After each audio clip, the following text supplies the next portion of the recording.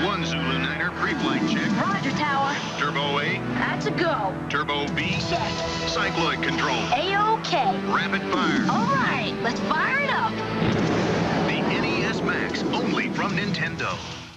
It was a glorious time to be a gamer in the 80s and 90s. You could jam your hand in a glove and wave it around to play a game, jump on a giant pad to simulate running, play with up to 4 friends wirelessly, and shoot a plastic gun at your screen to zap baddies.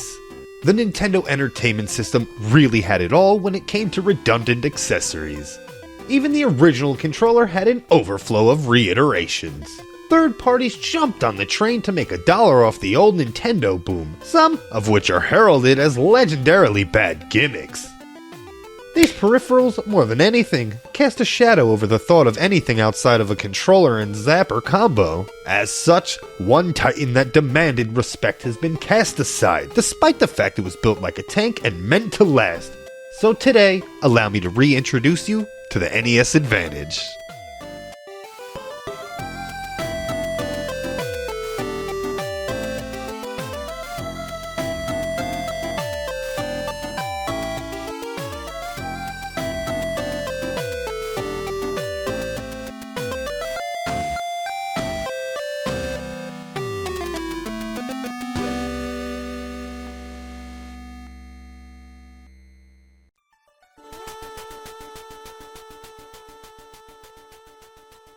Its housing is made with a thick layer of plastic. Underneath, we have rubber feet on a solid metal sheet to hold everything in place. The NES Advantage was constructed to emulate the arcade experience at home. In both form factor and ease of access, it managed to do just that. Older players from the arcades could relate to this back then, and it probably helped broaden the NES's age demographic, if not just by a bit. Adequate, yes, but the Advantage never took off commercially. Its most iconic role was controlling the Statue of Liberty in Ghostbusters 2. That still wasn't enough to win over the heart of gamers. You see, the Nintendo Entertainment System library consisted mainly of platform adventures, and a joystick was never the ideal way of playing those games. Instead, this was meant for those who enjoy grinding shooters like Gradius or Gunsmoke for hours on end. Unlike the sharp D-pad and controller's corners, the smooth joystick knob makes longer play sessions less painful. Aside from the joystick's ergonomic design, its large red buttons allow players to use both fingers for maximum action. Flashy red lights above will indicate that each button is being pressed. Here's the first advantage on offer. Optional turbo buttons with a fancy dial meant to fine-tune the speed of fire. The red light above will update with your current rate of fire. This side seems to be broken. Let's move over to the other one. There we go. So, as you see when you crank the dial past 11, the blinking is almost indistinguishable. Look at that baby go! Next up is the ability to flick a switch and pass off that joystick to a second player. How, you ask? Simple. The cable has 2 ports on the end.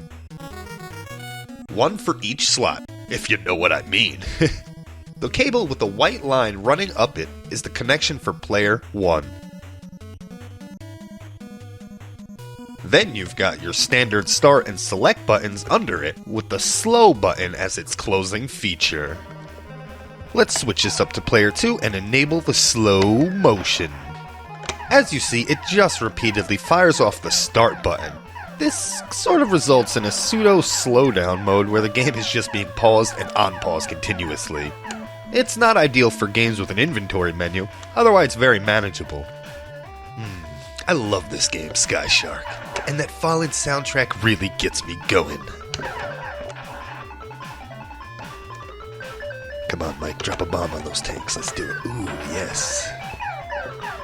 Ooh, something so satisfying about playing Sky Shark.